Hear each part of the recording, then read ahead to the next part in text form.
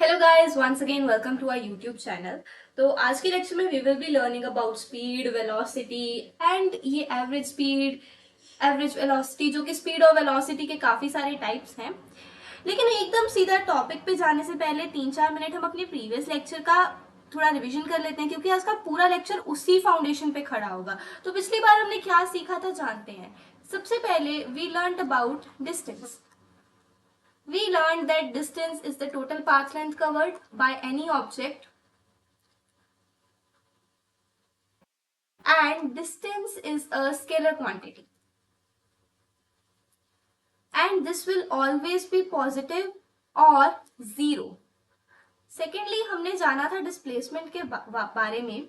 और डिस्प्लेसमेंट का मतलब ये नहीं होता इट्स द शॉर्टेस्ट डिस्टेंस और the straight line path between any two points.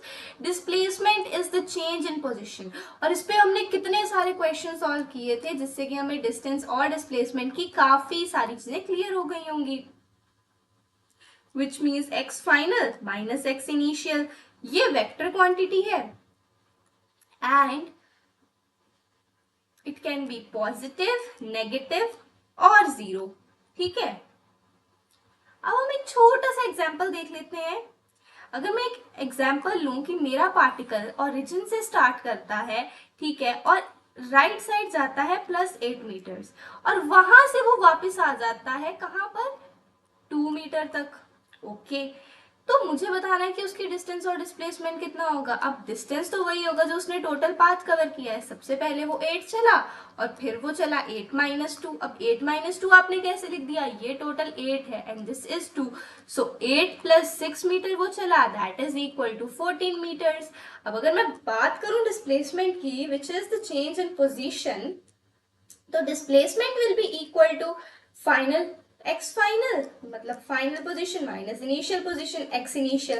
This is 2 - 0, that is equal to 2 metre. अब क्लियर है। अच्छा, अब सोचो, डिस्टेंस और डिस्प्लेसमेंट दोनों ने हमें कुछ बताया, लेकिन छूट कुछ रहा है यहाँ पर भी। और वो क्या छूट रहा है, हम ये सोचे। पॉज करो और सोचो। टाइम, कितने टाइम में ये सब हुआ, ये हमने अभी तक नहीं पूछा, और यही आज की लेक्चर का कोर कॉन्सेप्ट रहने वाला है। उससे पहले हम क्वेश्चंस देख लेते हैं, which is vector between distance and displacement. Video को पॉज करो और क्वेश्चंस को खुद सॉल्व करो सबसे पहले। So the vector between distance and displacement is displacement. After completing one round on a circular track, what will be displacement? अगर one round complete हो गया तो जो अपना पार्टिकल या एथलीट जो भी था वो अपनी इनिशियल पोजीशन पे वापस ही आ गया, तो इनिशियल और फाइनल पोजीशन दोनों सेम हो गई, तो इस केस में आंसर विल बी 0। अब इसके मैंने बहुत सारी एग्जांपल्स दी थी, बहुत सारे हमने क्वेश्चन सॉल्व किए थे लास्ट लेक्चर में, तो इस पर हम ज्यादा टाइम वेस्ट नहीं करेंगे। And next is, can displacement be greater than और equal to distance? This can never happen. Displacement will always be less than और इक्वल टू डिस्टेंस। तो अब मैं तुमसे एक इंटरेस्टिंग सिचुएशन बताती हूँ, अब ध्यान से सुनो। दो कार्स है मेरे पास, ठीक है, कार ए और कार बी, दोनों ने एग्जैक्टली 100 किलोमीटर का डिस्टेंस कवर किया है। ओके, अब जो मेरी कार ए है उसने ये 100 किलोमीटर 1 आवर में कवर किया, और कार बी ने ये 5 आवर्स में कवर किया है। तो इन दोनों में से फास्ट कौन सी कार है? क्लियरली जो मेरी कार ए है वो ज्यादा फास्ट है। तो सिर्फ डिस्टेंस जानना काफी नहीं है, हमें ये जानना भी जरूरी है कि कितने डिस्टेंस कितने टाइम में कवर हो रही है। और यही से आइडिया आता है हमारे पास स्पीड का।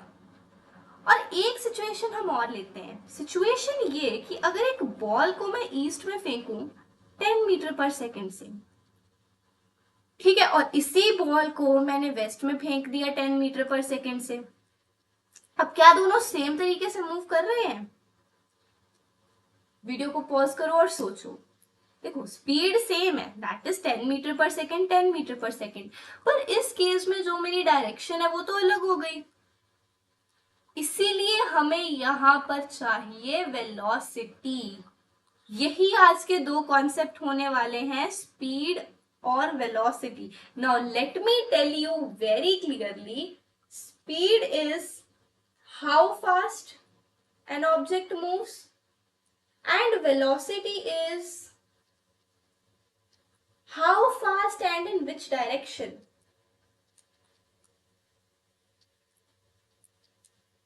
अब वेलोसिटी में हो रही है डायरेक्शन की बात, तो यहां से एक कंक्लूजन तो हम बहुत आसानी से निकाल सकते हैं that velocity is gonna be a vector quantity and speed is gonna be a scalar quantity. ठीक है, तो यहां से हमें ये समझ आया why do we need speed and velocity. तो अब हम डिटेल में पढ़ते हैं अपनी स्पीड और वेलोसिटी दोनों को। अब सोचो तुम स्कूल रेस में पार्टिसिपेट कर रहे हो, ठीक है, 100 मीटर की रेस है तुम्हारे पास। ओके, अब तुमने 100 मीटर को 12.5 सेकेंड्स में कंप्लीट कर दिया है, पर तुम्हारा एक फ्रेंड है, उसने 100 मीटर को कवर किया 15 सेकेंड्स में।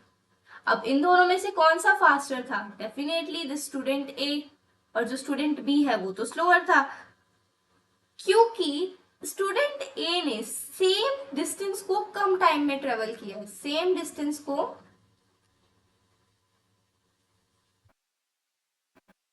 कम टाइम में ट्रेवल किया है। यहां से मुझे ये पता लगा, तो फास्टर कौन सा हुआ? स्टूडेंट ए। यहां से हम ये कंक्लूजन निकाल देते हैं कि जो हमारी स्पीड है that is equal to distance upon time. ये फॉर्मूला आप अपनी 6th 7th क्लास से पढ़ते आ रहे होंगे, पर आज आपको इसका एक्चुअल मीनिंग समझ आ रहा होगा। स्पीड की डेफिनेशन क्या है? Speed is equal to total distance covered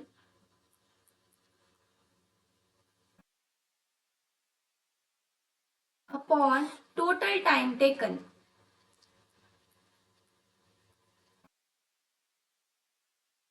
Now let us talk about the SI unit. Distance की SI unit is meter, time की SI unit is second. तो जो speed की SI unit आएगी that will be equal to meter per second. अब ये formula बहुत अच्छे से याद कर लेना, वैसे तो याद ही होगा, इसको क्या ही याद करना, पर फिर भी वी आर लर्निंग इट, तो हमें पता होना चाहिए। अब मैं आपको कुछ ऐसी चीज बताती हूँ जो न्यूमेरिकल्स में ना डायरेक्टली यूज होगी, क्योंकि हमें करने तो क्वेश्चंस ही सॉल्व में थ्योरी पढ़ के हो सकता है थ्योरी का एक आधा कोई क्वेश्चन आ जाए, पर हमें ज्यादा तो न्यूमेरिकल्स ही सॉल्व करने हैं। तो अब अगर मैं बोलूं कि 1 किलोमीटर पर आवर को कन्वर्ट कर दो मीटर पर सेकेंड में, तो आप कैसे करोगे? You will multiply this with 1000 metre and hour को 1 आवर को you will multiply by 3600 seconds. यहां से आएगा 1000 बाय 3600, ये मेरे पास आ गया 5/18 मीटर पर सेकेंड। अब एक चीज याद रखना, जब भी मुझे किसी भी, मान लो मेरी क्वांटिटी है x, मुझे x किलोमीटर पर आवर को कन्वर्ट करना होगा मीटर पर सेकेंड में, then I will multiply it with 5/18। तो मेरे पास ये क्वांटिटी मीटर पर सेकेंड में कन्वर्ट हो जाएगी। पर अगर मुझे मान लो y मीटर पर सेकेंड को कन्वर्ट करना है किलोमीटर पर आवर में, जिसकी नीड बहुत कम पड़ेगी क्योंकि हम जनरली SI से ही काम करते हैं, तो हम y को मल्टीप्लाई कर देंगे 18/5 किलोमीटर पर आवर। ऐसे हमारे पास कन्वर्जन आ जाएंगे। अब इन चीजों का बहुत अच्छे से ध्यान रखना, ये डायरेक्टली हमारी ये हमारा बहुत टाइम सेव करेंगी, ऐसे छोटे छोटे से concepts. Okay, so always remember that 1 kilometer per hour is equal to 5/18 metre per second. तो अभी अपनी नोटबुक निकालो और उसमें फटाफट से लिखो, क्योंकि जब तक आप लिखोगे नहीं आपको समझ ही नहीं आएगा। अब हम बात करते हैं स्पीड की प्रॉपर्टीज की। अब speed is total distance upon time. अब डिस्टेंस की बात हो रही है, डिस्टेंस इज स्केलर, तो speed is also a scalar quantity.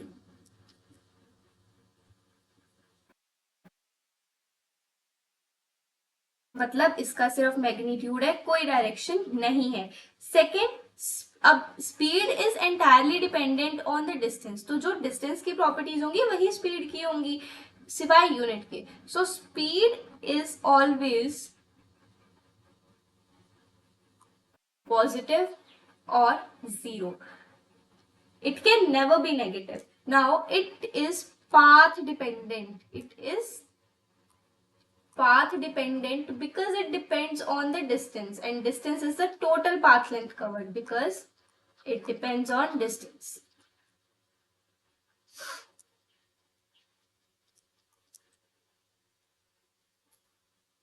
And last इसकी एसआई यूनिट अगर हम बात करें तो स्पीड की एसआई यूनिट हमारे पास होती है metre per second. And let me tell you speed का फिजिकल मीनिंग क्या है. इफ आई से कि मेरे ऑब्जेक्ट की जो स्पीड है वो 10 मीटर पर सेकेंड है, इसका मतलब कि वो एक सेकेंड में 10 मीटर डिस्टेंस ट्रेवल कर रहा है.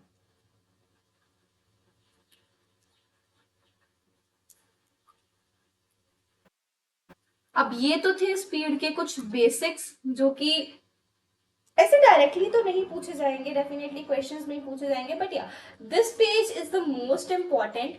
ये कन्वर्जन्स करते वक्त बहुत काम आएगा, तो इसको ध्यान से याद कर लेना.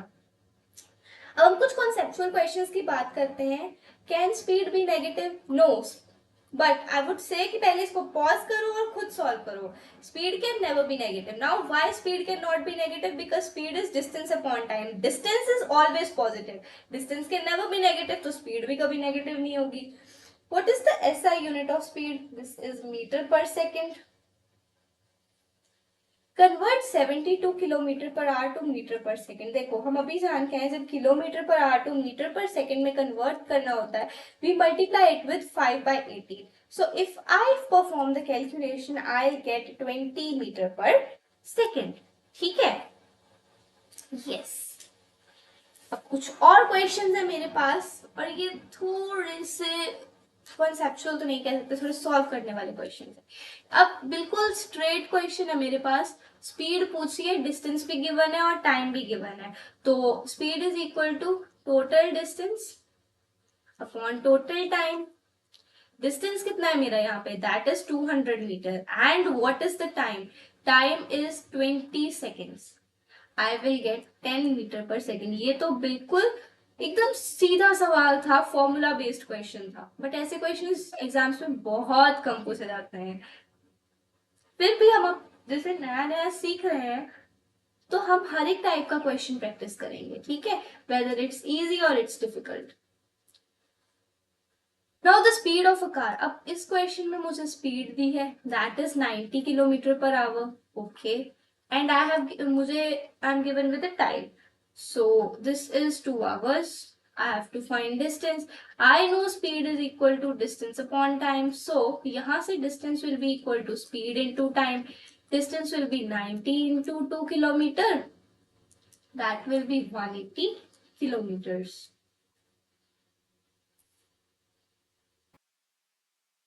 अब अगला क्वेश्चन देखो, इसमें और थोड़ी सी वेरिएशन कर दी है. हमें किलोमीटर और आवर में यूनिट्स दी है and we have to find this in metre per second. तो सबसे पहले हम क्या करेंगे, अपना फॉर्मूला लिखेंगे जिससे हमें फॉर्मूला याद हो जाएगा. Speed is equal to distance upon time. What is distance? Distance is 540 and time is 6. This will be 90. अब इसको जब मीटर पर सेकेंड में हम कन्वर्ट करेंगे, सीधा इसको 5/18 से मल्टीप्लाई किया, यहाँ आ गया 5. सो I gate 25 metre per second. See, this is a very shortest way to do this. Very, very, very shortest way. अगर आप सबसे पहले इसको कन्वर्ट करने बैठते, फिर इसको कन्वर्ट करने बैठते, तो एग्जाम में आपका काफी सारा टाइम वेस्ट हो जाता. तो सीधा सीधा 5/18 से मल्टीप्लाई कर दो. अब इस क्वेश्चन को भी सॉल्व करो, पर सबसे पहले वीडियो को पॉज करो और खुद ट्राई करो.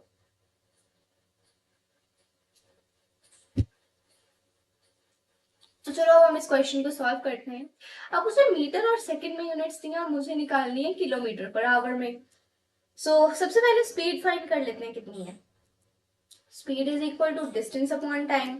Distance is 100 metre, time is 10 seconds. I will get 10 metre per second. In kilometre per hour 10 into 18/5 करना पड़ेगा, तब हमारे पास आ जाएगा ये किलोमीटर पर आवर में. उसका ही रेसिप्रोकल किया है और कुछ नहीं. So I get 36 kilometre per hour. That's it. चलते हैं नेक्स्ट टॉपिक की ओर। अब वेलोसिटी नाम सुना होगा, पढ़ा भी होगा इसको अपनी 9th क्लास में। पर इंटरेस्टिंग क्वेश्चन ये है, अगर स्पीड ऑलरेडी बता देती है कि ऑब्जेक्ट कितना फास्ट चल रहा है तो वेलोसिटी की जरूरत ही क्यों है? वीडियो को पॉज करो और सोचो, ऐसी क्या जरूरत है वेलोसिटी की। तो चलो एक एग्जाम्पल लेते हैं। अगर मेरे पास एक बॉल है, वो 5 मीटर पर सेकेंड से ईस्ट में जा रही है और वहीं से वो बॉल मेरे पास 5 मीटर पर सेकेंड की स्पीड से आ गई इसमें वेस्ट में। ये थी ईस्ट डायरेक्शन में और ये आ गई मेरी वेस्ट डायरेक्शन में। अब क्या ये दोनों सेम है? सोचो, इनका मैग्नीट्यूड तो सेम है पर इनकी डायरेक्शन डिफरेंट है, और डायरेक्शन डिफरेंट है तो मैं कैसे कह सकती हूँ कि ये सेम है? ये सेम नहीं है, क्योंकि देखो एक ईस्ट में जा रही है और एक वेस्ट में। अगर दोनों सेम पॉइंट से निकली है, वो एक दूसरे से दूसरी जगह तक जाएंगी, ठीक है, ऑपोजिट डायरेक्शंस में।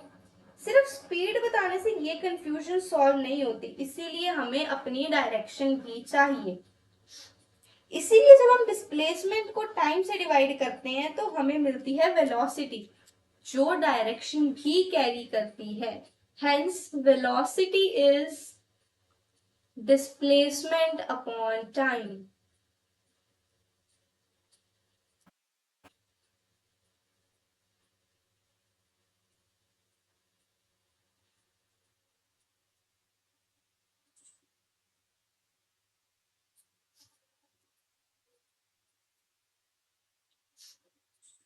अब एक ऑब्जेक्ट अपने एक्स इनिशियल से एक्स फाइनल तक जाता है, ठीक है, और वो टाइम लेता है in T time. Velocity, that is displacement upon time. What is displacement? Displacement is change in position. Change in position मुझे मिलेगा x final minus x initial, और ये time. Now change is denoted by this delta. So I will get delta x by t. यहां से इसकी SI unit आ गई हमारे पास, that will be equal to metre per second. अब इसकी SI यूनिट तो सेम है, तो ये डिफरेंट कैसे हुआ हमारी स्पीड से? डिफरेंट ये इस वे में हुआ क्योंकि ये मेरे पास एक वेक्टर क्वांटिटी है, ये अपने साथ डायरेक्शन को भी कैरी करेगी, ठीक है। अब जो मेरी वेलोसिटी है, velocity can be positive, negative और जीरो। जो पॉजिटिव होगी इसका मतलब है कि मेरा पॉजिटिव डायरेक्शन में मोशन हो रहा है, and this means my displacement is positive, this means displacement is zero, and this means that displacement is negative, ठीक है। अब हम बात करते हैं एक इंपॉर्टेंट कॉन्सेप्ट की, जेई में यहाँ बहुत बड़ा ट्रैप बन जाता है, साइन ऑफ वेलोसिटी।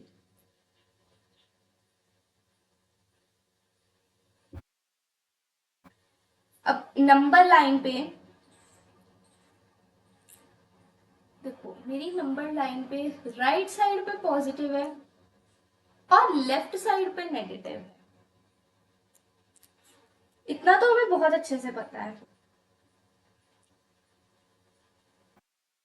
अब अगर कुछ केसेस कंसिडर करें, फर्स्ट केस, अगर मेरा पार्टिकल +3 मीटर से +8 मीटर तक जाता है 2 सेकेंड्स में, तो उसकी वेलोसिटी कितनी होगी? अब हम नंबर लाइन नहीं बनाएंगे, अब हम सीधा मैथमेटिकली काम करेंगे। Velocity will B x final minus x initial divided by t। x final is 8, x initial is 3, this is 2, तो ये आ जाएगा 5/2 which is 2.5 metre per second. अब वेलोसिटी का साइन पॉजिटिव आया, इसका मतलब कि मेरा पॉजिटिव राइट वर्ड मोशन हो गया, पॉजिटिव भी है और राइट साइड में भी जा रहा है, so this is positive rightward motion.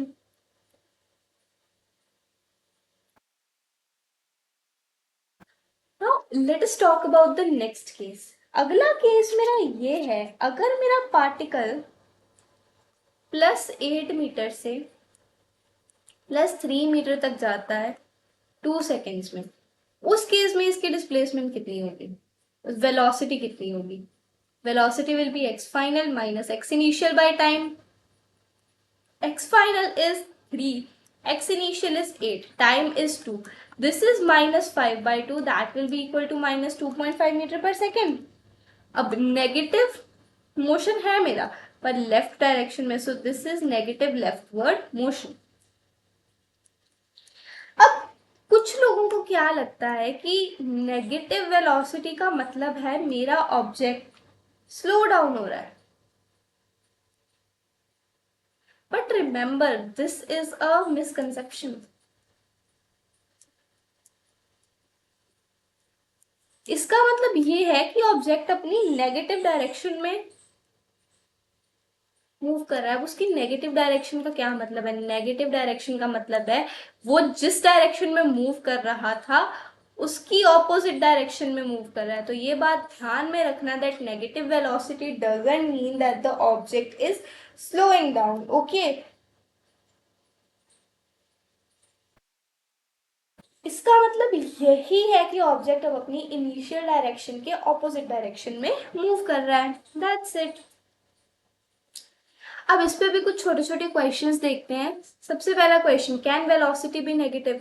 C, velocity depends on displacement. Displacement negative हो सकती है तो वेलोसिटी भी हो सकती है. वीडियो को पॉज करो और क्वेश्चन पहले खुद सॉल्व करो. अब इसमें we have to find velocity. सीधा फॉर्मूला यूज करेंगे, x final minus x initial by t. x final is minus 2, x initial is plus 10 time 4 seconds. Velocity will be minus 3 meter per second. ये याद रखना, velocity का sign negative हो सकता है पर मेरे पास स्पीड का साइन कभी भी नेगेटिव नहीं आना चाहिए. और वो इसलिए क्योंकि मेरा डिस्टेंस कभी भी नेगेटिव नहीं होता. इस क्वेश्चन में छोटी सी मिस्टेक है, यहाँ आएगा फाइंड स्पीड, क्योंकि स्पीड नहीं वेलोसिटी, क्योंकि यहाँ पर मेरे पास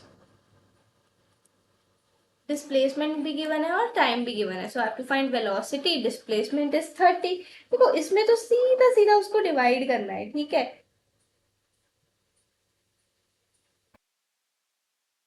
30/6 that is equal to 5 metre per second. बहुत ही इजी था ये तो.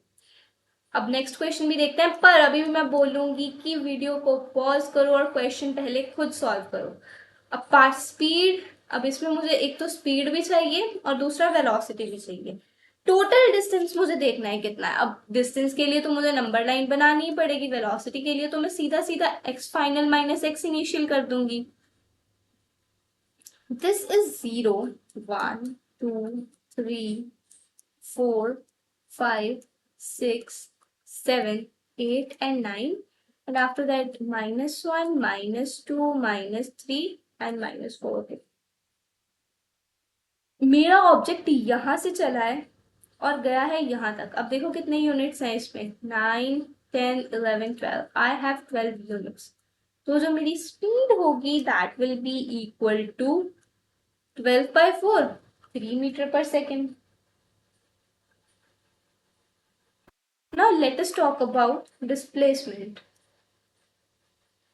Displacement इसकी कितनी हुई, यहां से यहां गया. अब डिस्टेंस और डिस्प्लेसमेंट दोनों ही सेम है तो ये भी आ जाएगा 12. इधर से इधर गया पार्टिकल. ठीक है, now velocity will be equal to 12/4 that is equal to 3 metre per second. तो इस केस में मेरी स्पीड और वेलोसिटी दोनों ही सेम आई है और ऐसा कई कई केसेस में हो जाता है अनटिल एंड अनलेस मेरे ऑब्जेक्ट ने अपनी डायरेक्शन चेंज ना की हो.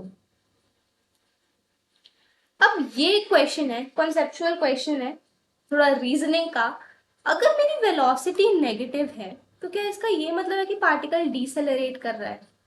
डिसेलरेट का मतलब है कि जो मेरा उसकी एक्सेलरेशन कम हो रही है या फिर मेरा पार्टिकल स्लो डाउन हो रहा है. ये मैं अभी कुछ टाइम पहले आपको एक्सप्लेन करके हटी हूँ कि अगर पार्टिकल की एक्सेलरेशन नेगेटिव है इसका मतलब ये है कि पार्टिकल अपनी ऑपोजिट डायरेक्शन में मूव कर रहा है. जिस डायरेक्शन में वो मूव कर रहा था वो उसके ऑपोजिट डायरेक्शन में मूव कर रहा है. It doesn't mean that particle is डिसेलरेटिंग.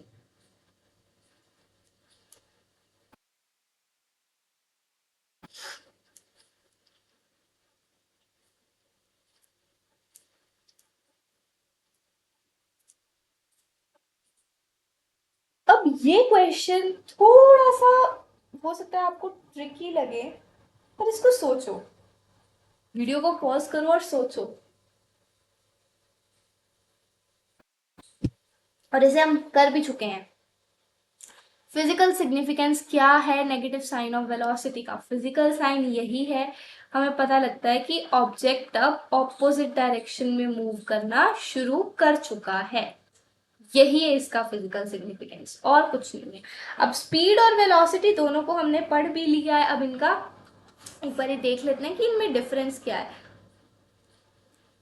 Speed is distance upon time, velocity is displacement upon time. ये स्केलर क्वांटिटी है, velocity is a vector quantity. Speed positive या जीरो हो सकती है, कभी भी नेगेटिव नहीं होगी। ये पॉजिटिव नेगेटिव जीरो कुछ भी हो सकता है, क्योंकि डिस्प्लेसमेंट मेरी पॉजिटिव नेगेटिव जीरो में से कुछ भी होगी।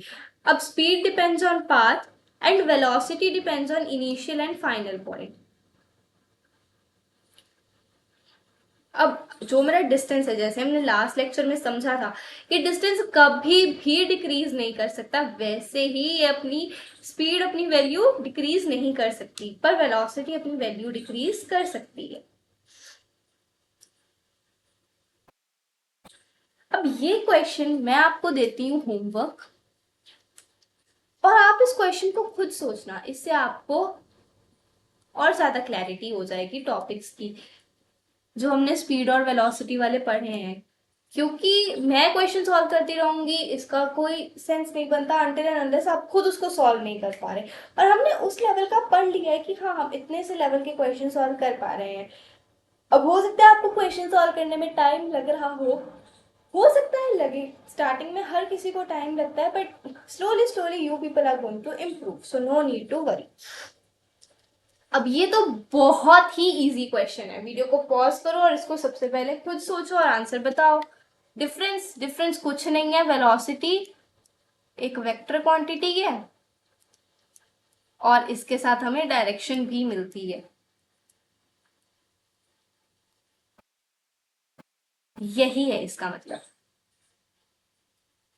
अब एवरेज स्पीड, चलो इसको सोचो, अगर तुम रोड ट्रिप पे हो, ठीक है, तुम लोग जा रहे हो दिल्ली से लेके जयपुर तक, that is somewhere around 280 kilometre का डिस्टेंस है, ठीक है। अब पहले 140 किलोमीटर के लिए तुम हाईवे पे गए 70 किलोमीटर पर आवर की स्पीड से, और दूसरा 140 किलोमीटर, दूसरा इसका 140 किलोमीटर जो था वो आपने ट्रेवल किया ट्रैफिक में with a speed of 35 kilometre per hour. अब मैं पूछूं कि तुम्हारी एवरेज स्पीड क्या है, तो जनरली स्टूडेंट्स क्या करेंगे, 70 plus 35/2 that will be equal to 105/2, this will be around 52.5 kilometre per hour. पर मैं बता दूं ये गलत है। क्यों गलत क्यों है? क्योंकि तुम दोनों सेगमेंट्स पे सेम टाइम से थोड़ी चले हो, तुम्हें फर्स्ट वाली सेगमेंट में डिफरेंट टाइम लगा होगा, कुछ टाइम T1 लगा होगा, सेकंड वाले में तुम्हें कुछ टाइम T2 लगा होगा। तो इसीलिए ये फॉर्मूला सही नहीं है, और यहीं से हमारे पास आता है एवरेज स्पीड का कॉन्सेप्ट। अब सही कैलकुलेशन कैसे होगी? मान लो कि फर्स्ट हाफ के लिए जो मेरा टाइम लगा T1 that is equal to 2 hours, second half के लिए मेरे पास जो टाइम लगा T2 that is equal to 4 hours. अब टोटल टाइम T की मैं बात करूं that will B T1 plus T2 जो आ जाएगा 6 आवर्स। और अब मुझे अगर निकालनी है एवरेज स्पीड, तो टोटल डिस्टेंस होगा जो मेरा दैट इज 280, उसको मैं डिवाइड कर दूंगी किससे, 6 से। यहां से मेरे पास आएगा अराउंड 46.67 मीटर पर सेकेंड। अब तुम खुद सोचो, मीटर पर सेकेंड नहीं, kilometre per our, kilometre per hour. अब खुद सोचो, 46.67 is not equal to 52.5 kilometre per our, right? इसीलिए हम कभी डायरेक्टली स्पीड्स का एवरेज नहीं कर सकते जब तक हमारे पास टाइम इक्वल ना हो। एवरेज तभी करेंगे जब टाइम t1 और t2 दोनों इक्वल हो जाएंगे, तब हम ले लेंगे उसका एवरेज। अब हम स्पेशल केसेस डिस्कस करते हैं। अगर कोई दो ऑब्जेक्ट्स है मेरे पास, वो दो सेगमेंट्स पे चले, ठीक है, और उन्होंने सेम टाइम लगाया दोनों सेगमेंट्स पे। अब डिस्टेंस दोनों का कितना हो doesn't matter, distance doesn't matter here.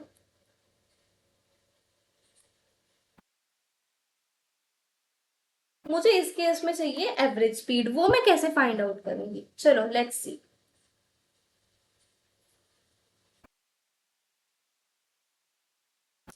ए से बी तक और बी से सी तक, यहां से यहां मुझे लगा टाइम टी, यहां से यहां पे भी मुझे लगा टाइम टी।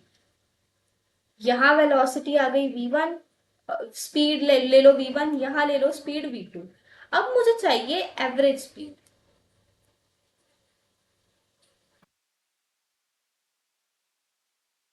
सिंस मेरा टाइम सेम है दोनों सेगमेंट्स में, तो मैं सीधा सीधा लिख सकती हूँ v1 plus v2/2।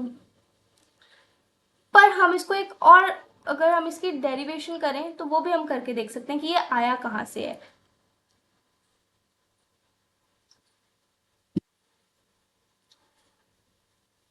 Total distance निकालते हैं सबसे पहले। Now we know speed is equal to distance upon time, तो डिस्टेंस कितना हो जाएगा, speed into time. Speed first segment में कितनी है v1, सेकेंड वाले में, और टाइम कितना लगा t, सेकेंड वाले में this is v2 into T. तो टोटल डिस्टेंस के लिए इन दोनों को ऐड कर दूंगी। ये डिस्टेंस फर्स्ट वाले का हो जाएगा v1 into t, distance into time, second वाले का हो जाएगा v2 इंटू टी। दोनों डिस्टेंसेस को ऐड किया, टोटल जो टाइम लगा that is equal to 2t। 2t कैसे लगा, t टाइम इधर लगा, t टाइम इधर लगा, ओके। अब अगर मैं स्पीड की बात करूं या फिर जो मेरी एवरेज स्पीड है उसकी बात करूं, that is equal to total distance upon total time. Total time is 2t। t को कॉमन लेंगे हम यहां से, v1 प्लस v2/2t। T will cancel out v1 plus v2/2। तो यहां से मेरे पास वही एक्सप्रेशन आया जो मैं आपको यहां पर बिना डेरिवेशन के बता रही थी।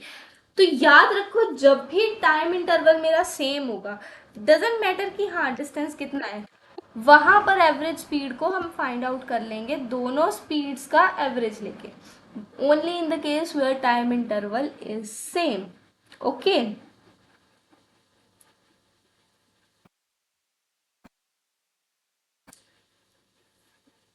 अब अगला केस इसमें है कि अगर दो ऑब्जेक्ट्स हैं और मेरे पास दो इक्वल डिस्टेंसेस हैं,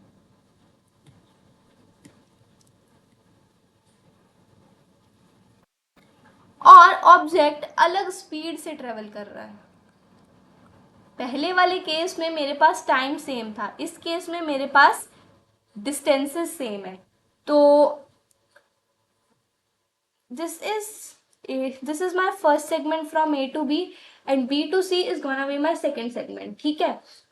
A to B if I talk तो इक्वल डिस्टेंस हमें लेने हैं, let this distance be D और ये डिस्टेंस भी हो जाएगा मेरे पास D। स्पीड अलग है, यहाँ स्पीड v1 ले लो, यहाँ ले लो v2। अब मुझे चाहिए इनकी average speed. Average speed is total distance upon total time. Total distance कितना है d plus d, A to C total distance is d plus d, और total time we know speed is equal to distance upon time, so time will be equal to distance upon speed। तो यहाँ आ जाएगा d by v1 plus d by v2, 2d, d into 1 by v1 plus 1 by v2। अब d तो हम ऐसे ही cancel out कर देंगे, नीचे डिनोमिनेटर में एलसीएम लेंगे v1 plus v2 by v1 v2.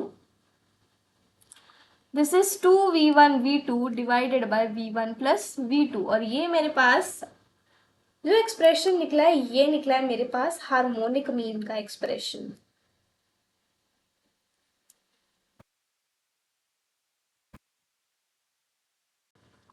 This is possible only in case of equal time intervals. जब हम अभी पीछे प्रूव भी करके हटे हैं.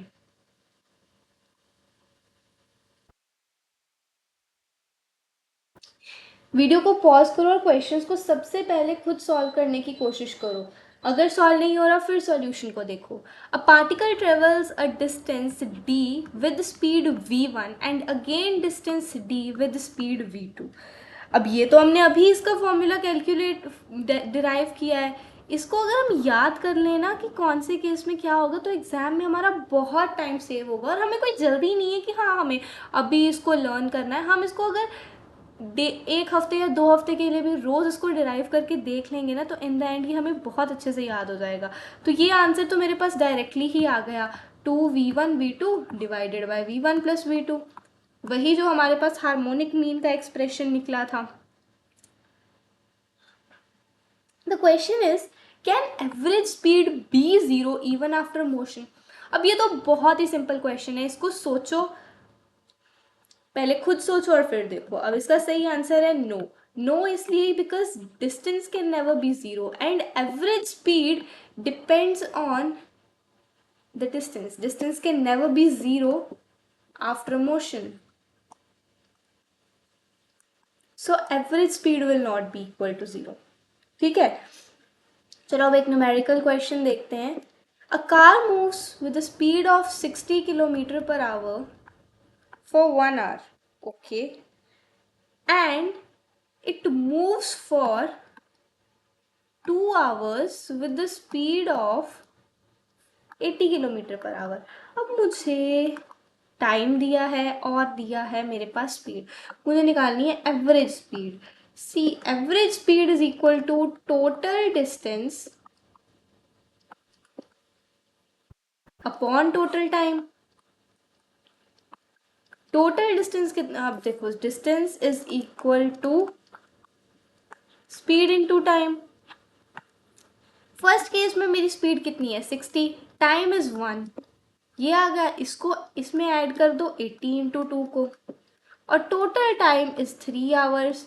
सो we get 60 plus 160 divided by 3 that is equal to 220 by 3. इसका जो आंसर आएगा that will be 73.3 kilometre per hour. अब इस क्वेश्चन को भी सबसे पहले खुद सॉल्व करो और उसके बाद सॉल्यूशन देखो. अब देखो 30 मीटर पर सेकंड से हाफ डिस्टेंस और 60 मीटर पर सेकंड से अगला. अब इक्वल डिस्टेंसेस हैं तो यहाँ पर हम अपना हार्मोनिक मीन वाला फॉर्मूला लगा देंगे. 2 into 30 into 60 divided by 60 plus 30. अगर मैं इसको फॉर्मूले से भी सॉल्व करूँगी तब भी मेरे पास वही आंसर आएगा. This will B 3600 divided by 90. इसका जो आंसर आएगा that will B 40 metre per second. अब ये क्वेश्चन मैं आपको होमवर्क देती हूँ, इसको आप खुद सॉल्व करने की कोशिश करना. Let us solve this question. और आपकी रेफरेंस के लिए बता दूं कि जो इस क्वेश्चन का मेरे पास आंसर है that will be equal to 33.3 kilometre per hour. और अगर इस क्वेश्चन में कोई भी डाउट होगा leave it in the comment section.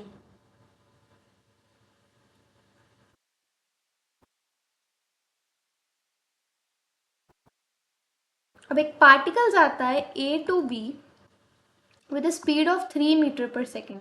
वहां से वापस आता है with speed of 6 metre per second. ठीक है, अब मुझे फाइंड आउट करनी है इसकी एवरेज स्पीड. देखो A टू B गया और फिर B टू A आया. ये थोड़ा सा ट्रिकी उसने बता दिया. उसने मुझे ये भी नहीं बताया कि हाँ ये इक्वल डिस्टेंस है या कुछ भी. पर हमें दिख रहा है कि ये इक्वल डिस्टेंस है, और यहाँ पर हमें हार्मोनिक मीन वाला ही फॉर्मूला लगाना पड़ेगा जो आप अपने मैथ्स में एपी सीक्वेंस एंड सीरीज वाले चैप्टर में करोगे। तो इक्वल डिस्टेंस है, लगा दो फिर ये वाला formula, p plus 6. This will be 6 into 6 divided by 9, that is equal to 4 metre per second. That's it, बहुत ही सिंपल क्वेश्चन था। अब इस क्वेश्चन को भी सबसे पहले खुद ट्राई करो और उसके बाद सॉल्यूशन देखो। A particle moves with speed v1 for time t by 3, v2 for the next t by 3 and with v3 for the next t by 3। Average speed निकालनी है। देखो टाइम इंटरवल्स क्या है, इक्वल है। Instead of solving it as a whole, इतना देखो time interval equal है, तो एवरेज स्पीड के लिए मैं क्या करूँगी, अरिथमेटिक मीन ले लूँगी। That will B v1 plus v2 plus v3 divided by 3। बस मेरा क्वेश्चन सॉल्व। मुझे बस ये देखना है कि मुझे गिवन क्या क्या है और उससे मैं क्या क्या इंटरप्रेट कर रही हूँ। काइनेमेटिक्स बहुत इजी हो जाएगा इन सब छोटी छोटी सी चीज़ों से। ये भी क्वेश्चन बहुत सिंपल है, इसको भी आप खुद ट्राई कीजिएगा, ठीक है। और लेट मी टेल यू, इसका जो आंसर आएगा that will B 25 kilometre per hour. और अगर इस क्वेश्चन में कोई भी डाउट आए, leave it in the comment section. अब सेम कॉन्सेप्ट है जो हमने एवरेज स्पीड में किया, पर उसे हम करेंगे डिस्प्लेसमेंट के साथ। अब स्टार्टिंग में मैं आपको बता देती हूँ that average displacement, sorry, average velocity is equal to total displacement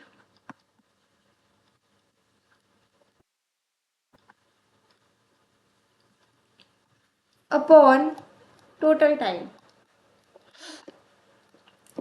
इसको हम लिख सकते हैं, टोटल डिस्प्लेसमेंट हमारी कितनी होती है, delta x which is change in position, and this is delta T.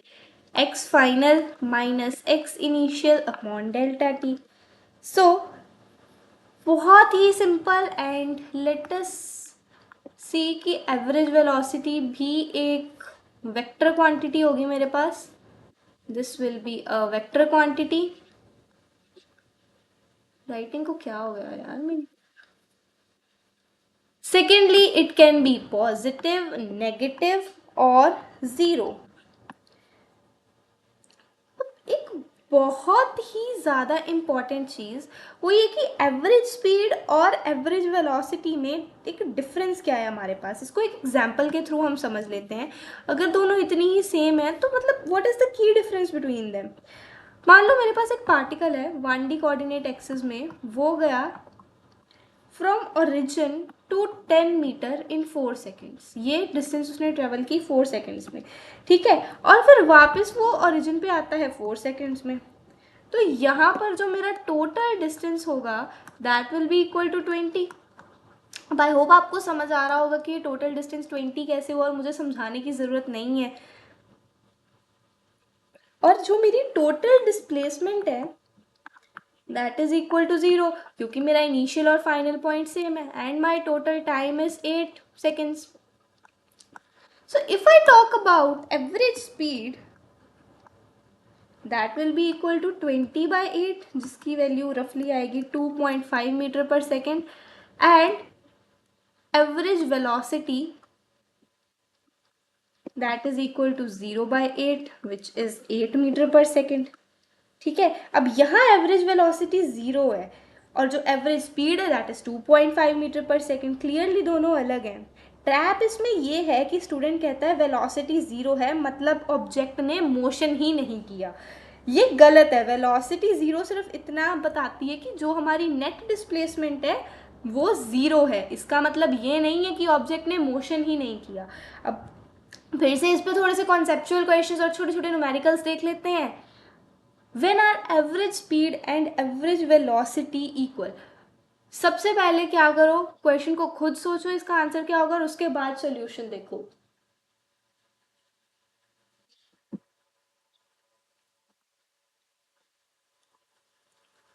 तो हमने ये भी देखा था कि डिस्टेंस और डिस्प्लेसमेंट कब इक्वल होते हैं, तब इक्वल होते हैं जब ऑब्जेक्ट एक स्ट्रेट लाइन में चलता जाता है बिना रुके, बिना टर्न किए। वही सेम इसका आंसर होगा, व्हेन एन ऑब्जेक्ट मूव्स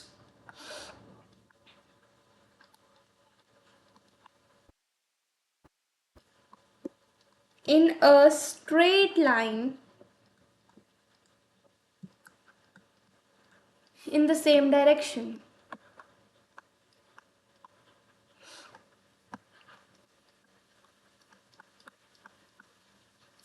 उस टाइम पे average speed will be equal to average velocity. A particle moves from origin to x is equal to plus 5 meter. Okay, we have to find the and then returns back. देखो वहां गया और वहां से वापस आ गया. Average velocity simple 0 metre per second. क्यों? क्योंकि डिस्प्लेसमेंट 0 है, इनिशियल और फाइनल पॉइंट दोनों सेम है, तो ऐसे 1 सेकेंड भी नहीं लगेगा आपको कोई क्वेश्चन सॉल्व करने में. A particle moves from x is equal to, okay, x final is 14, x initial is 2. Time दिया है मुझे 4 सेकेंड्स का. तो यहाँ पर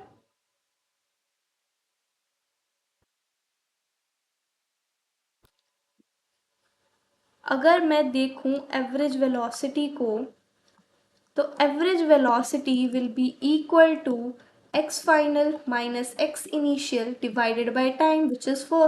this will be 12 by 4, that is equal to 3 meter per second. तो ये आ गई मेरे पास वेलोसिटी. बहुत ही सिंपल क्वेश्चन है. अब इस क्वेश्चन को आप खुद सॉल्व करना. And for your reference let me tell you, इस क्वेश्चन का जो आंसर आएगा that will be 1.2 metre per second. और अगर आपको इस क्वेश्चन में कोई भी डाउट आता है, just leave it in the comment section, I will answer it. Next is a particle moves from x is equal two plus 6, मतलब x initial plus 6, x final is equal to minus 6 and time is equal to 6 seconds. We have to find average speed and average velocity. Particle एकदम straight line में गया है ना, तो average speed भी उतनी होगी और वेलोसिटी भी उतनी होगी. बस अगर डिफरेंस आएगा तो साइन का आएगा. तो यहाँ जो डिस्टेंस होगा that will be equal to 12 metre. अब यार इतने क्वेश्चन सॉल्व करने के बाद मुझे नहीं लगता कि आपको इस चीज़ में डाउट होगा कि डिस्टेंस 12 मीटर कैसे आया है. तो यहाँ पर सबसे पहले स्पीड को कैलकुलेट करेंगे. Speed will be 12/6, that is 2 metre per second. And displacement is equal to x final minus x initial by 6, that is equal to minus 12/6, which will be minus 2 meter per second. तो this is velocity not displacement. तो velocity की value मेरे पास ये आ गई है. अब देखो मैग्नीट्यूड सेम है पर जो डायरेक्शन है वो इसकी, ये मुझे बता रहा है कि उसकी डायरेक्शन क्या होगी, that will be in the negative axis. ठीक है. Now let us solve this question. इस क्वेश्चन में ध्यान से देखो. The displacement of a particle in the first 2 seconds is 6 metre. Okay, उसने मुझे d1 दिया है 6 मीटर एंड t1 दिया है 2 सेकेंड्स, और उसके बाद उसने मुझे d2 दे दिया है -3. ठीक है. And t2 is equal to 4 seconds. I have to find the average velocity during this whole journey. अब मुझे चाहिए नेट डिस्प्लेसमेंट. नेट डिस्प्लेसमेंट जो होगी मेरी यहाँ पे वो हो जाएगी 3. कैसे? अगर मैं फाइनल दैट इज, अगर अपनी नंबर लाइन पे देखूं तो जो मेरा ऑब्जेक्ट है वो 0 से, सबसे पहले 0 से लेके 6 तक गया एंड आफ्टर दैट वो अपनी नेगेटिव डायरेक्शन में 3 आया, मतलब कि वो थर्ड पॉइंट तक आ गया. So 6 - 3 this will be equal to 3 metres. Net displacement मेरी आ गई. And if I talk about time, time will be equal to 6 seconds. So in this case जो मेरी एवरेज वेलोसिटी होगी that will be equal to total displacement upon total time. Displacement is 3 and time is 6 seconds, तो ये आ जाएगा half, that is equal to 0.5 metre per second. तो ये था मेरे पास एवरेज स्पीड और एवरेज वेलोसिटी का कॉन्सेप्ट. आई होप आपको ये कॉन्सेप्ट्स बहुत अच्छे से क्लियर हो गए होंगे. और इतने सारे क्वेश्चन सॉल्व करने के बाद हमें ये भी पता लग गया होगा कि हमें किस टाइप के क्वेश्चंस आएंगे, और कॉन्सेप्ट्स तो बहुत ही अच्छे से क्लियर हो गए होंगे क्योंकि सारे ही क्वेश्चंस कॉन्सेप्चुअल बेस्ड थे। इसके बाद हम एग्जाम बेस्ड क्वेश्चंस भी करेंगे, पर स्टार्टिंग तो हमेशा हम छोटे छोटे क्वेश्चन से ही करेंगे। Now let us talk about instantaneous speed and instantaneous velocity. अब जब तुम कार में होते हो और डैशबोर्ड की तरफ देखते हो, स्पीडोमीटर जो हमारी कार में होता है वो हमें बताता है एक स्पेसिफिक नंबर। अगर आपने देखा होगा, वो नंबर ये नहीं बताता कि तुम पूरी जर्नी में कितनी एवरेज स्पीड मेंटेन कर रहे हो, वो बता रहा था कि अभी इस वक्त पे, इस पर्टिकुलर इंस्टेंट पे तुम लोगों की जो स्पीड है वो क्या है एट एनी पर्टिकुलर इंस्टेंट, तुम कितनी तेजी से चल रहे हो। और यही है हमारे पास instantaneous speed, that is speed at any particular instant.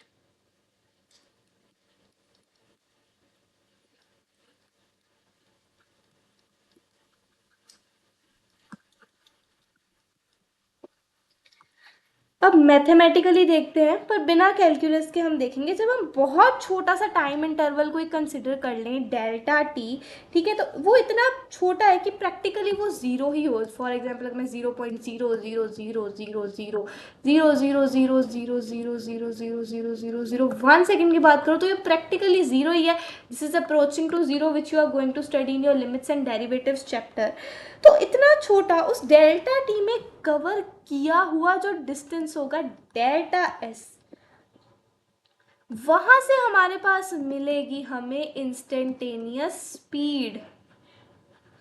Speed is distance upon time, but instantaneous speed is delta S by delta T. तो कैलकुलस वालों के लिए हम लोग साफ साफ लिख देते हैं this will be equal to d s by d t. अब ये डेरिवेशन में हमने बहुत सारे क्वेश्चंस भी प्रैक्टिस किए हुए थे, आप उसको भी जाके, अगर वो लेक्चर आपने नहीं देखा तो आप देखो, क्योंकि इसके मैंने अलग अलग लेक्चर्स बनाए थे। One was on differentiation, one was on integration, और एक लेक्चर डेडिकेटेड पूरा रूल्स पे और मैथमेटिकल कैलकुलेशंस पे, ठीक है। तो फॉर नाउ बस इतना समझो कि ये speed at one single moment है।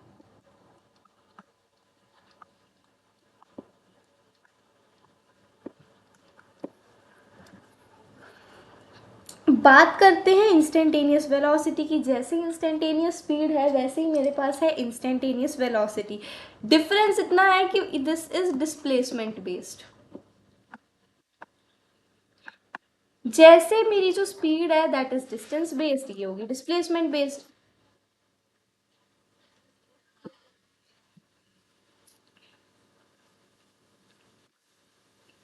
और यहां पर मेरी instantaneous velocity will be equal to d x by d t, जो एक्सप्रेशन आपने बहुत जगह देखा भी होगा।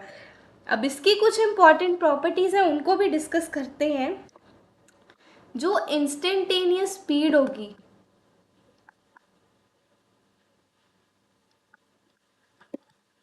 that will be equal to mod of instantaneous velocity.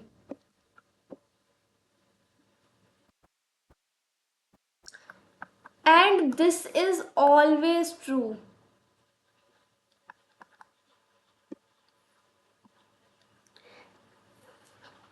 अब जब हम डायरेक्शन चेंज करते हैं तब जो स्पीड होती है वो तो सेम रह जाती है, पर उस केस में मेरी वेलोसिटी का जो साइन है वो चेंज हो जाता है। वेलोसिटी का साइन हो जाता है चेंज। और अगर हम बात करें सर्कुलर मोशन की, तो सर्कुलर मोशन में स्पीड कांस्टेंट होती है, पर वेलोसिटी हर एक पॉइंट पे चेंज होती है। वेलोसिटी चेंज क्यों होती है? क्योंकि वहाँ पर जो मेरी डायरेक्शन है वो हर एक पॉइंट पे चेंज होगी। अगर मैं ऐसे सर्कुलर मोशन की बात करूँ, इस इंस्टेंट पे मेरी डायरेक्शन इधर है, इस इंस्टेंट पे यहाँ, इस इंस्टेंट पे इधर, अगर डायरेक्शन चेंज हो रही है तो वेलोसिटी हर एक इंस्टेंट पे चेंज हो रही है। देखो, हर एक इंस्टेंट पे मेरी जो डायरेक्शन है चेंज हो रही है, सो मतलब मेरी वेलोसिटी भी चेंज होगी। So this was all about instantaneous speed and velocity. Now tell me, solve this question by yourself first and then tell me इसका आंसर क्या होगा. And first of all video को पॉज करो, question को खुद solve करो. What does the speedometer of a car measure? It measures in instantaneous speed.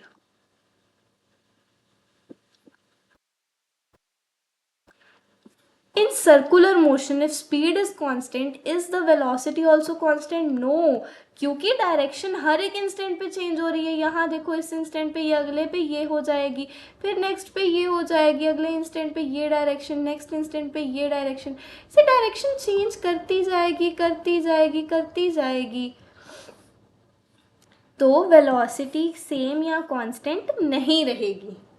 What is the relationship between instantaneous speed and instantaneous velocity? हम अभी पढ़ के हटे हैं कि ये जो मेरी instantaneous velocity होगी, इसका जो mod होगा that will always be equal to instantaneous speed.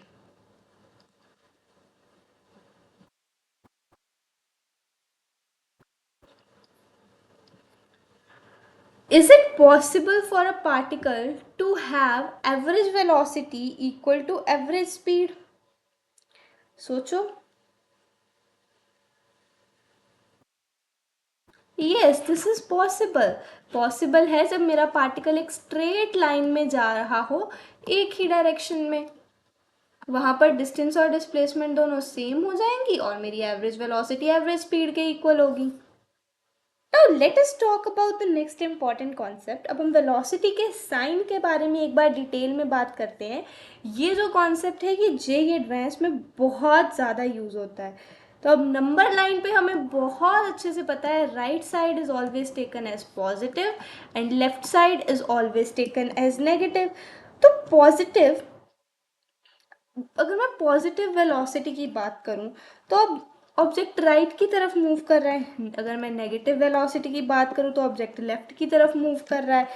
Zero velocity की बात करूं तो ऑब्जेक्ट मोमेंटरली एट रेस्ट है. मतलब कि जो उसका एवरेज डिस्प्लेसमेंट है that is equal to zero. गलत एजम्पशन जो स्टूडेंट्स ये लेते हैं, जो मैं पहले भी इस लेक्चर में बता के हटी हूँ, वो ये है कि स्टूडेंट्स एज्यूम कर लेते हैं अगर नेगेटिव वेलोसिटी है मतलब पार्टिकल स्लो डाउन कर रहा है.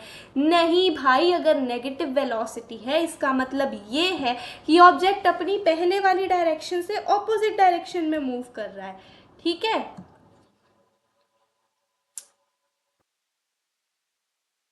यहाँ पर मुझे दिया है एक की वेलोसिटी है -10 मीटर पर सेकेंड, दूसरे की वेलोसिटी है -2 मीटर पर सेकेंड. देखा जाए अगर हम इसको साइन के बिना देखें तो इसकी स्पीड आ जाएगी 10 मीटर पर सेकेंड, इसकी आ जाएगी 2 मीटर पर सेकेंड. राइट. तो दोनों में से फास्ट कौन सा चल रहा है? फास्ट चल रहा है 10 मीटर पर सेकेंड वाला. तो इसका आंसर आएगा 10 metre per second. What do you mean by velocity is equal to 0? अब ये क्वेश्चन आप खुद सॉल्व करना और डाउट हो तो कमेंट्स में लीव करना इसे. अब एक नया कॉन्सेप्ट इंट्रोड्यूस करते हैं which is uniform and non uniform motion. ये नेक्स्ट लेक्चर यानी कि एक्सेलरेशन का फाउंडेशन रखेगा. ठीक है. सबसे पहले यूनिफॉर्म मोशन. वैसे तो आपने बहुत अच्छे से पढ़ा होगा 7th-8th क्लास में uniform motion, non uniform motion और डेफिनेशंस के बहुत अच्छे से रट्टे लगाए होंगे. तो जब एक ऑब्जेक्ट इक्वल टाइम में इक्वल डिस्टेंस कवर करे, इक्वल टाइम में इक्वल डिस्टेंस कवर करे और वहां पर जो मेरी स्पीड और वेलोसिटी है ये दोनों हो जाती हैं कांस्टेंट. अब ये दोनों कांस्टेंट होंगी तो जो मेरी एक्सेलरेशन होगी वो जीरो होगी, क्योंकि हम बात कर चुके हैं acceleration is rate of change of velocity, rate of change of velocity. और जब वेलोसिटी कांस्टेंट है तो किसी भी कांस्टेंट का जो डिफरेंशिएशन आता है दैट इज जीरो. ये मैथमेटिकली भी प्रूव कर दिया हमने. अब देखो, let us talk about the non uniform motion.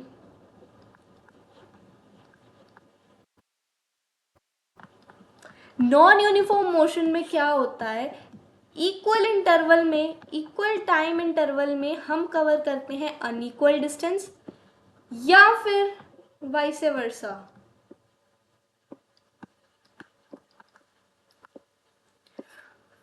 और इस केस में जो मेरी स्पीड और वेलोसिटी है, speed and velocity do not remain constant.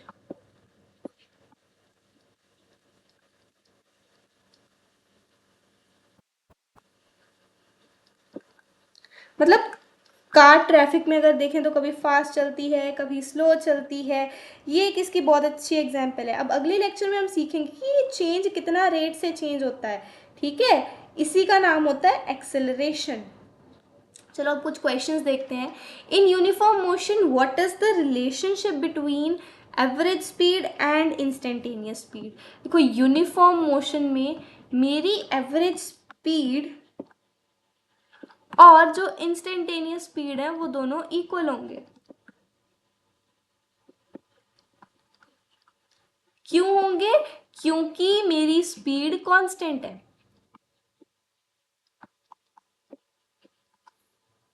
अब नेक्स्ट क्वेश्चन देखो, क्वेश्चन को पहले खुद सॉल्व करो उसके बाद सॉल्यूशन देखो।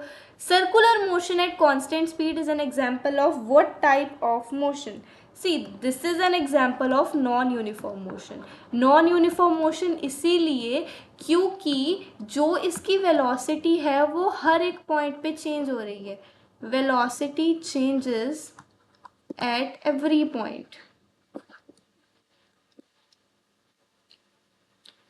Got it?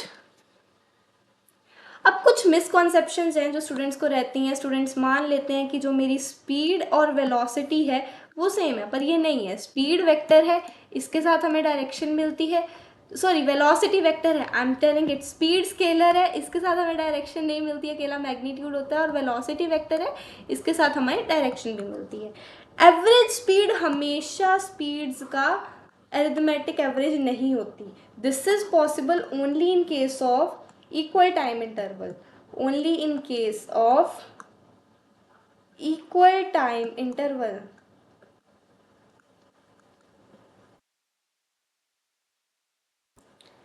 Next misconception is velocity cannot be negative. It can be negative. Speed can be negative, but speed cannot be negative.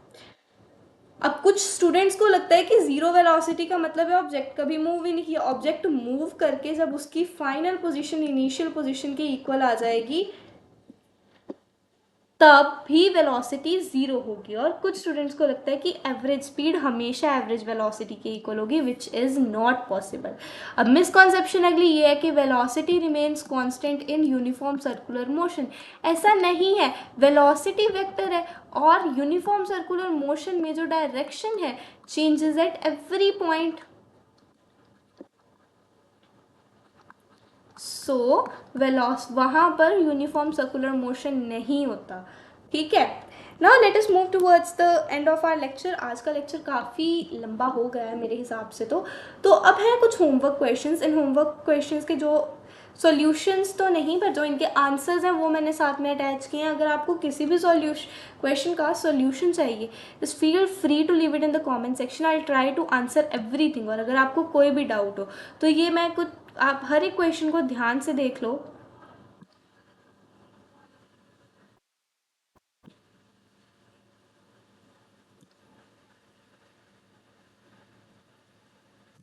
Video को पॉज करके सारे क्वेश्चंस खुद सॉल्व करना। कुछ 7-8 क्वेश्चंस है हमारे पास, बहुत ही छोटे छोटे, आप आराम से सॉल्व कर लोगे अगर आपने लेक्चर को अच्छे से अटेंड किया है।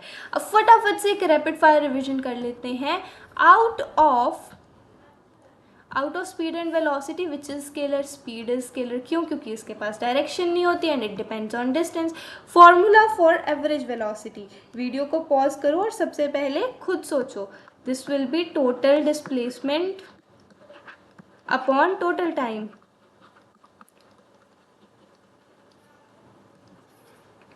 नेक्स्ट, इसको मीटर पर सेकेंड में कन्वर्ट करना है तो 5/18 से इसको डिवाइड कर दो, you will get 30 metre per second, ठीक है।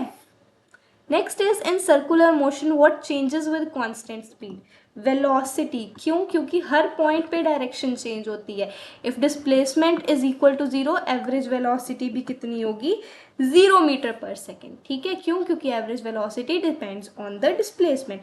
अब आज के लेक्चर में भी हमने काफ़ी सारी अच्छी अच्छी चीज़ें कवर की हैं। दो कॉन्सेप्ट्स को हमने काफ़ी टाइम लगा के समझा है, उन पे अच्छे नंबर ऑफ क्वेश्चंस हमने सॉल्व कर लिए हैं बेसिक लेवल के, और काफ़ी सारे क्वेश्चंस मैंने आपको होमवर्क के लिए भी दे दिए हैं, तो आपको कोई भी डाउट नहीं होना चाहिए। अगर आपको कोई भी डाउट है, just leave it in the comment section, I try to answer it. So till then, take care, bye bye, and I hope you enjoyed this lecture.